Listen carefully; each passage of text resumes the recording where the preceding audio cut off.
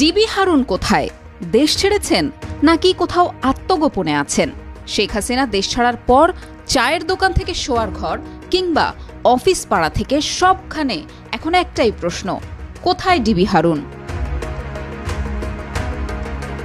নানান রকম বিতর্কিত কর্মকাণ্ডের কারণে বাংলাদেশ পুলিশ বাহিনীতে ব্যাপক আলোচিত ছিলেন অতিরিক্ত কমিশনার হারুনুর রশিদ।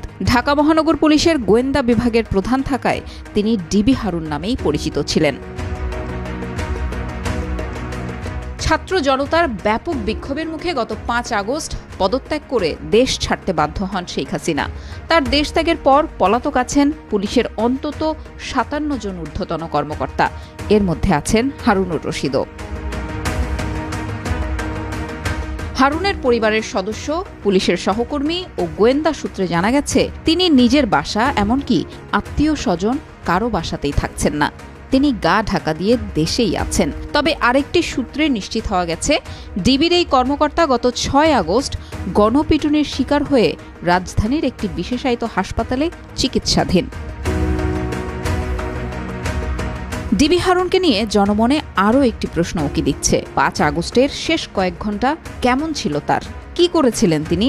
বেশ কয়েকটি নির্ভরযোগ্য সূত্র থেকে জানা গেছে ওই দিন ছাত্র জনতার ঢাকা অভিমুখে লং মার্চের ঘোষণার দিন পুলিশ অতিরিক্ত বল প্রয়োগ করবে, এমনটাই আগের দিন জানিয়েছিলেন ডিএমপির সাবেক কমিশনার হাবিবুর রহমান। হারুনুর রশিদ সহ সব ঊর্ধ্বতন কর্মকর্তারা সেদিন সকালেই চলে যান রাজধানীর সচিবালয়ের বিপরীতে আব্দুল গনি রোডের সেন্ট্রাল কমান্ড ও কন্ট্রোল ইউনিটে।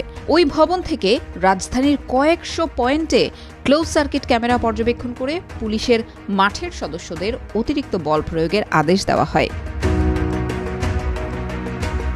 সেদিন সেখানে উপস্থিত থাকা কয়েকজন পুলিশ সদস্য টিবিএসকে জানিয়েছেন সকাল থেকেই বেশ আত্মবিশ্বাসী ছিলেন হারুনুর রশিদ। ঘণ্টায় ঘণ্টায় তিনি মাঠের পুলিশদের সাথে যোগাযোগ রাখছিলেন এবং মাঠের কর্মকর্তাদের বলছিলেন 5 আগস্টই হবে শিক্ষার্থীদের আন্দোলনের শেষ দিন, এরপর দেশের পরিস্থিতি স্বাভাবিক হয়ে যাবে। এর মাঝেই সেনাবাহিনী প্রধান দুপুরে ভাষণ দেবেন এমন খবর ছড়িয়ে পড়লে আত্মবিশ্বাসী হয়ে ওঠেন হারুনুর রশিদ।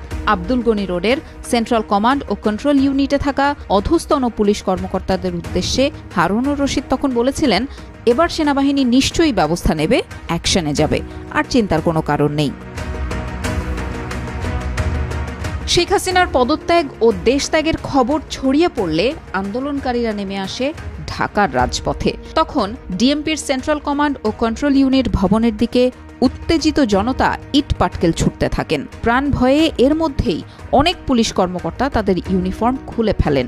গেঞ্জি বা অন্য কোনো পোশাক পরে সেন্ট্রাল কমান্ড ও কন্ট্রোল ইউনিট ভবনের পেছনের প্রায় 13 ফুট দেয়াল টপকে পুলিশ সদর দপ্তরের সামনের রাস্তায় পড়েন। ঠিক একই কায়দায় দেয়াল টপকাতে গিয়ে পায়ে ও শরীরের নিচের অংশে ব্যাপক আঘাত পান হারুন। পরে সেখান থেকে তিনি আইজিপির সাথে চলে যান পুলিশ সদর দপ্তরে। 2006 সালে ডিবি লটারিতে আমেরিকার ভিসা পান হারুনের স্ত্রী। বৈধ ভিসা থাকায় সেই সূত্রে আমেরিকা পালানোর চেষ্টা করেছিলেন তিনি। যোগাযোগ করেন মার্কিন দূতাবাসেও, নিশ্চয়তা চান তাকে অক্ষত অবস্থায় বিমানবন্দরে বিমানে তুলে দিয়ে আসার। তবে কূটনৈতিক সূত্র জানায় তার প্রস্তাব নাকচ করে দেয় দূতাবাস। পরে তিনি সেখান থেকে ফিরে আসেন। এরপর কাউন্টার টেররিজম ইউনিটের সোয়াতের একটি গাড়ি হারুনকে মিরপুরে কোনো একটি জায়গায় দিয়ে আসে।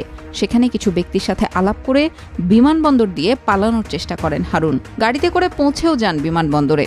তবে বিমানবন্দরের টার্মিনালে প্রবেশের আগেই জনতা তাকে দেখে চিনে ফেললে মারধরের শিকার হন তিনি। গুরুতর আহত অবস্থায় তাকে সেখান থেকে নিয়ে যাওয়া হয় রাজধানীর একটি বিশেষায়িত হাসপাতালে। সব শেষ খবর পাওয়া পর্যন্ত হারুন এখনও সেখানেই চিকিৎসাধীন অবস্থায় আছেন।